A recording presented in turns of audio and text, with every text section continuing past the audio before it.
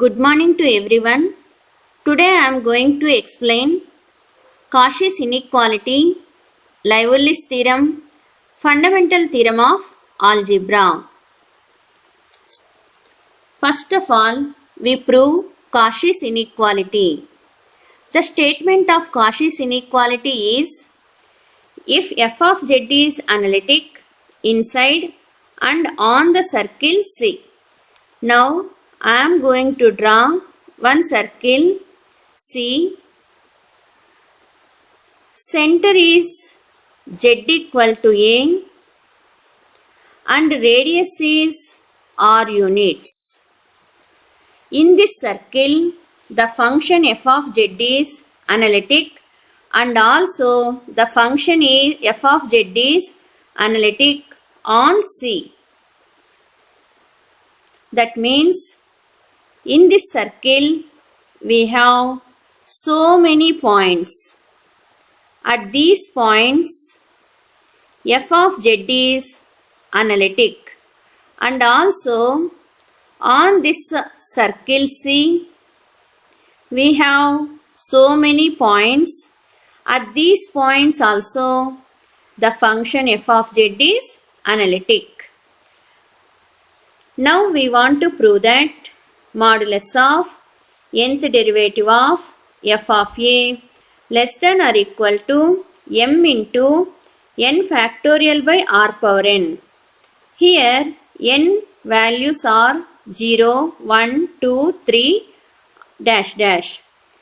Where m is there, this is a positive number satisfying the condition modulus of f of z less than or equal to m for all z on C. So this is the statement of Cauchy's inequality.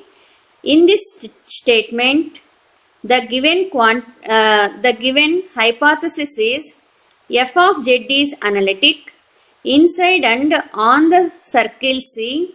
This circle C is having center z equal to A and radius is r, and also the positive integer m satisfying the condition modulus of f of z less than or equal to m. Using these conditions, we want to prove that nth derivative modulus of nth derivative of f of a less than or equal to m into n factorial by r power n.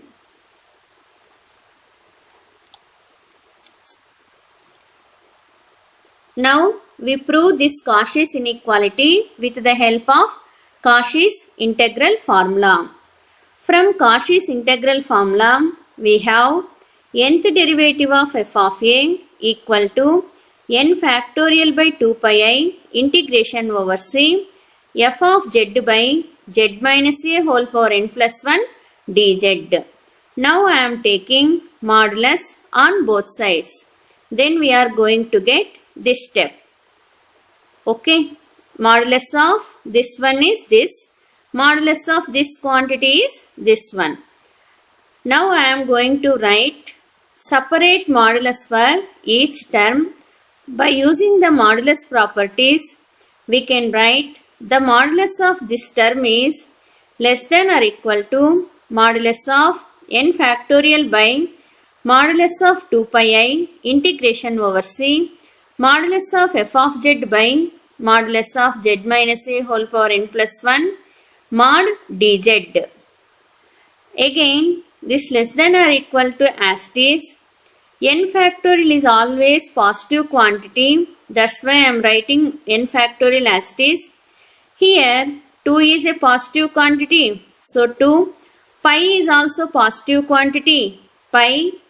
Next here we have in the denominator modulus of I. That means root of real part square. This can be written as 0 plus 1 into I. Real part square means 0 square is 0, 1 square is 1. So root 1, that means 1. So remember modulus of I is equal to 1. So 2 pi into 1 is 2 pi only. integration over c. M is also as t. Here I have written m. Why means in the given statement modulus of f of z is less than or equal to m. That's why I am replacing this modulus of f of z with m. I am carrying this m as it is here, and also in the statement C is the given, C is the circle with the center at A and radius R. That can be written in mathematically modulus of z minus A equal to R. So the denominator becomes R power n plus 1. Here radius is a positive quantity, that's why no need of writing modulus here. Again we have modulus of dz, that is as it is. Next you can observe inside the integration we have m by r power n plus 1. This term does not containing z terms. That's why I am taking this term outside the integration. Why I am taking this term outside means here integration is with respect to modulus of dz. That's why this term does not containing any z terms. So I can take this term outside the integration. So we can get this step. Now I want to find out the value of modulus of dz. On C, that is circle C, z equal to a plus r into e power I theta. So whenever we know center and radius, we can write z equal to a plus r into e power I theta. First of all, I am going to differentiate z with z. Then dz equal to a is a constant, so 0 plus r is also constant, that's why r here. E power I theta differentiation with respect to theta is, first e power I theta differentiation is e power I theta. I theta differentiation is I. Theta differentiation is d theta. So finally dz value is I into r into e power I theta d theta. Now take modulus on both sides. Modulus of dz equal to modulus of I into r into e power I theta d theta. D theta is always positive. There is no need of putting modulus for d theta. Because theta is positive, d theta is also positive.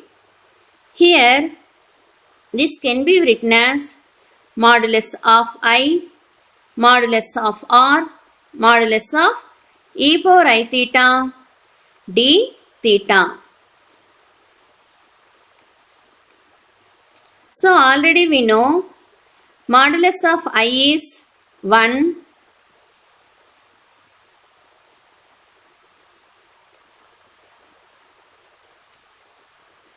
Radius is always positive quantity, that's why r. I need modulus of e power I theta value. Modulus of e power I theta is equal to modulus of cos theta plus I sin theta, because e power I theta value is cos theta plus I sin theta. Modulus means root of real part square, that is cos square theta plus sin square theta. So root 1, that is 1. So 1 into r into 1 into d theta. So finally modulus of dz is r into d theta. Now substitute the known values, then modulus of nth derivative of f of a less than or equal to n factorial by 2 pi m by r power n plus 1 integration. here C is the circle. So theta varies from 0 to 2 pi.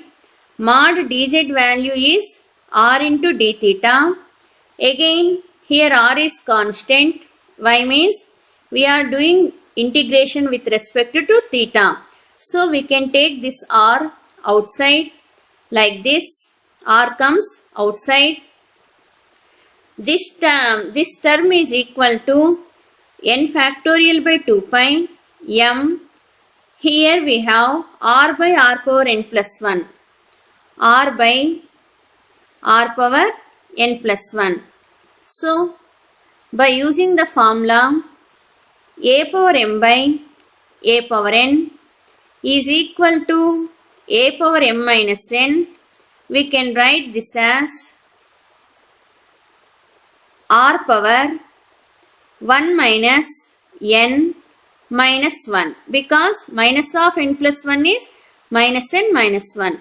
Plus 1 minus 1 cancel, r power minus n, that is 1 by r power n.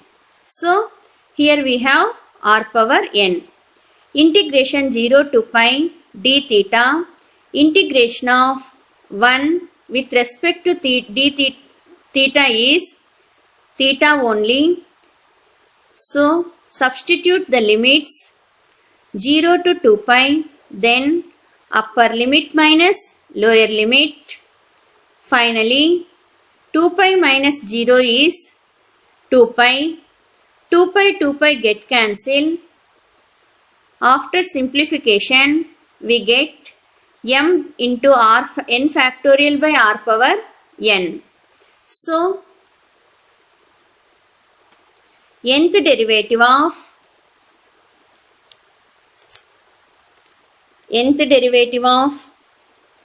modulus of nth derivative of f of a less than or equal to m into n factorial by r power n. So this is Cauchy's inequality.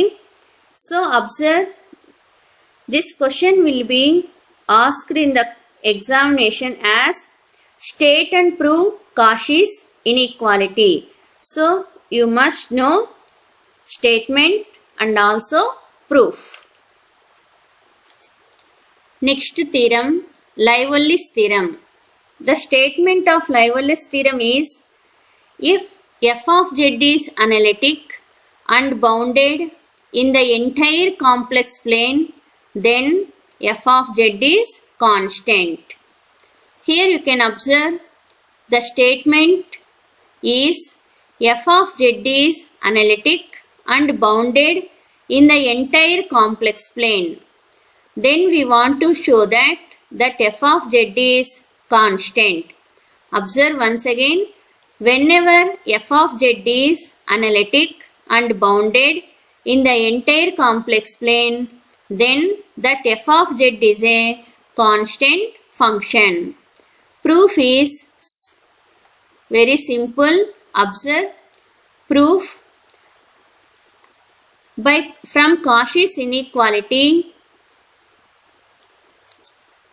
We have nth derivative of modulus of nth derivative of f of a less than or equal to m into n factorial by r power n. Now I am taking first derivative of f of a instead of taking nth derivative of f of a. So that means n equal to 1. So whenever n equal to 1, then we are going to get modulus of f dash of a less than or equal to m into 1 factorial is 1 divided by r power 1 is r only. So whenever n equal to 1, we get modulus of f dash of a less than or equal to m by r. So here they given entire complex plane. That means if r may tends to infinity, we get whenever denominator value tends to infinity, then the value of m by r tends to 0. That means modulus of f dash of a less than or equal to 0. That means here we have two options. That is modulus of f dash of a less than 0. Another one is modulus of f dash of a is equal to 0. This is not possible. Why means modulus means always positive quantity. Positive quantities are not less than 0. So whenever two options are there, one is not possible, then compulsory second one is true. That means f dash of a equal to 0. Whenever derivative of one function equal to 0, then we can easily say that function is constant. Here you can observe a is any arbitrary point. That's why I am replacing a with z and write down for all z. So whenever derivative of one function is equal to 0, then that function is a constant. Here a is a arbitrary point in the complex plane. To generalize this concept, we can change a with z. So Liverley's theorem proof is completed. Next we will prove fundamental theorem of algebra. Observe the statement: every polynomial equation of degree n greater than or equal to 1 with real or complex coefficients has at least one root. The fundamental theorem of algebra can be proved in different ways. By using Liverley's theorem, now we can prove this fundamental theorem of algebra. Observe, every polynomial equation of degree n, this degree is greater than or equal to 1 with real or complex coefficients. That means polynomial equation contains coefficients. Those coefficients are real or complex, has at least one root. We will prove this theorem by using Liverley's theorem. Proof. Now I am going to considering a polynomial of degree n. Take f of z equal to a0 plus a1z plus a2z square plus dash dash plus an z power n equal to 0. Here an is not equal to 0. Why this condition means if an equal to 0, then the polynomial becomes n minus 1th degree. That means this term vanishes. So polynomial ends with an minus 1 z power n minus 1. That's why we need this condition. Be a polynomial equation of degree n. Whenever this coefficient not equal to 0, then only we can get a polynomial equation of degree n. Otherwise, it becomes a polynomial equation of degree n minus 1. Suppose the above equation has no roots. That means replace this with z with any value, then we are not going to get 0 as answer. If an equation have roots, then we are going to get f of that root equal to 0. If the equation does not having any root, that means f of root not equal to 0. Next, I am going to considering one new function, that is phi of z equal to 1 by f of z. This tends to 0 as z tends to infinity. That means phi of z tends to 0 as z tends to infinity. Observe, if z tends to infinity, f of z becomes a0 plus a1 infinity plus a2 infinity square plus an into infinity power n. So, each term containing z. So infinity into anything is infinity. Infinity plus a naught is infinity. So f of z becomes infinity.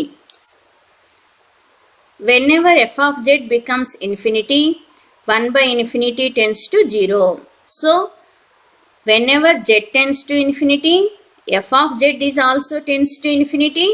In that situation, phi of z tends to 0. Then we can easily say that phi of z is bounded for all z. Whenever this condition is true, from this condition only we are saying phi of z is bounded. And also observe this phi of z is the value of phi of z is 1 by f of z. F of z is a polynomial. So polynomial functions are analytic functions. So 1 by f of z is also analytic function. So phi of z is also analytic function. The statement of Liverley's theorem is, if the function is analytic and bounded in the entire complex plane, then that function is constant. By using Liverley's theorem, we can say that phi of z must be constant. Observe once again, f of z is a polynomial, so it is analytic. 1 by f of z is also analytic, so phi of z is analytic. By using this condition, phi of z is bounded.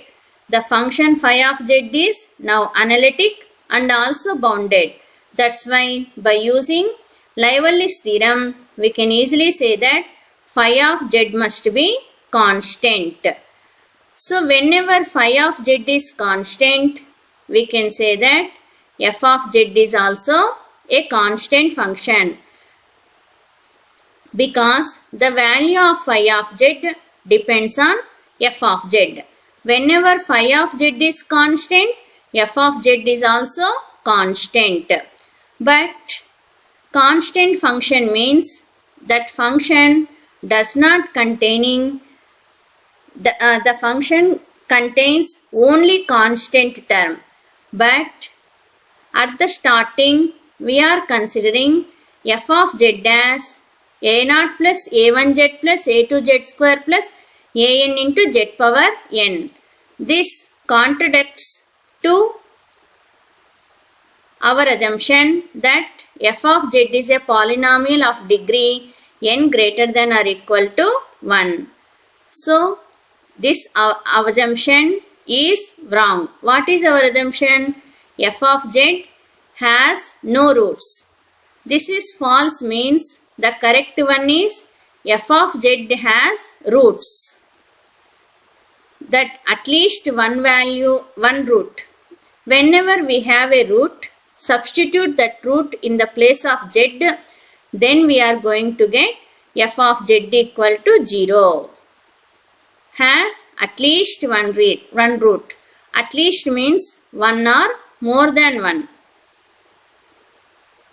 So, Cauchy's inequality, Liverley's theorem, fundamental theorem of algebra completed.